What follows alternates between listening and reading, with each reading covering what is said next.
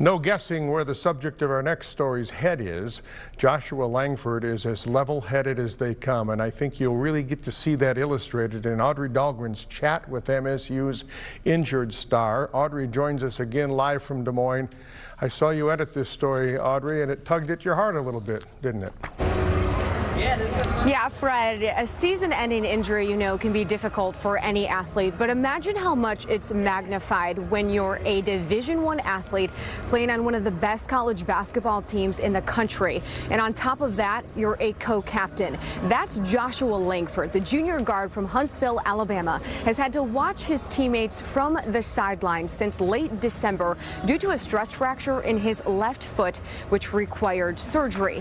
It's a disappointment, but it's also been a blessing, and Langford views it that way because he knows God is on his side.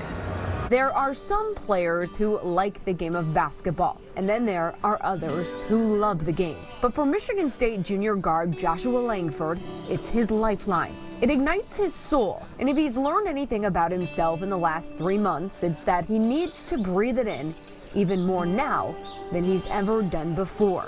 Got me on the scooter. Everybody always sees me as like this inspirational, like happy guy, but I'm still a human being. When I found out that my season was over, I was devastated. Like, I was hurt. I remember crying about it. I remember, like really thinking like, man, like I put all I have, and it's like so many times in my life I've been in this position before, and it's like, when am I going to get a break? Like, God, what's really going on? It's easy to see why doubt would creep through his 6'5" frame. Not only was Langford one of MSU's top three-point shooters before his injury. Winston feeds the trailer, Langford for three. How about that? Backcourt mate, finding his buddy. But he was one of the Spartans' best defensive guards as well. Usually the two don't go hand in hand.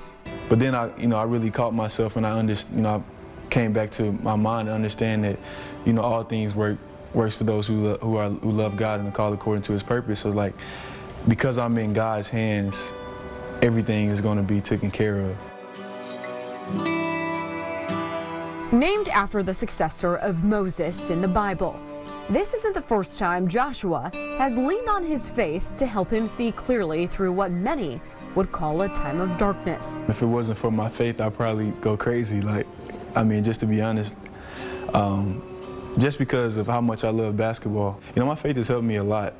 Since I was 12 years old, I've always had to depend on my faith when I had my life-threatening sickness that I faced, and I feel like ever since then, my faith was something that I always, really pulled to, because I know that with that, everything is going to be all right. Like, I know with God that I'm going to be taken care of, because God cannot fail, because he's not a failure. He always stands next to me at the national anthem, and I always say, God, I wish you were playing. He goes, I'm all right, coach. There's a reason for this. I say, well, would you tell me what it is? Then the anthem starts playing and we move on. It's unique. Little does Tom Izzo know, Langford knows that reason, which is why he's able to calm his coach with 3 simple words. But it took his season-ending injury for him to realize it. What I wanted to do was always be connected with those guys, even though I wasn't physically out there. And that's one thing that me and our new GA that we have, Chris Fowler, is one thing we really talked about a lot, from the beginning of the season. If you watch him on the sideline, he's up calling out plays and directing his teammates, sometimes more than the assistant coaches.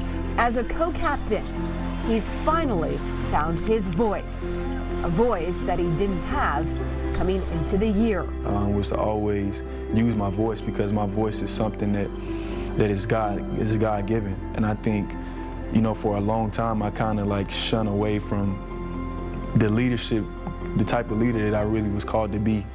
And usually a lot of times the things that we run from, God wants us to run to. The things that we feel like we shouldn't do are really the things that we should. The things that we feel like give us the most pressure are really the things that we should embrace.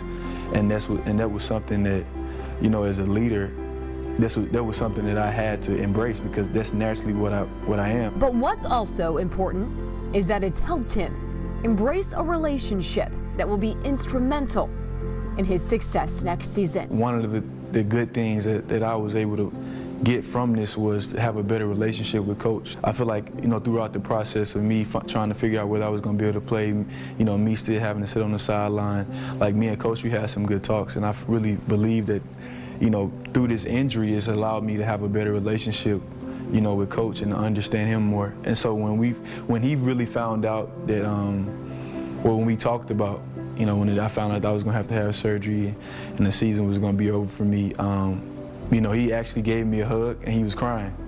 And, you know, I mean, but that's Coach. You know, Coach always cares for his players. And so, you know, I went in the meeting room, the players was already in here, and, you know, you kind of could feel the energy, like kind of not a negative energy, but an energy was kind of melancholy. And what I wanted to do, I wanted to, you know, let those guys know that the season isn't over, because one thing about resistance only comes to people in a certain, you know, places when you can actually achieve the thing that you say you want to achieve. Like, you're not going to get resistance in life if you're not able to do the thing that you say you believe you can do. And so it's a good thing, you know. It's a good thing that I was afflicted. It's a good thing that this team had to go through what we went through, because that means you actually can achieve the thing that you believe you can achieve. And so what I wanted to do with the team is to tell them that, you know, not to feel bad for me, which I'm not saying they can't have human feelings, but I want them to realize that I'm going to be okay and we're going to be all right. And this team is still going to do the things that we said we were going to do before the season. Nothing has changed.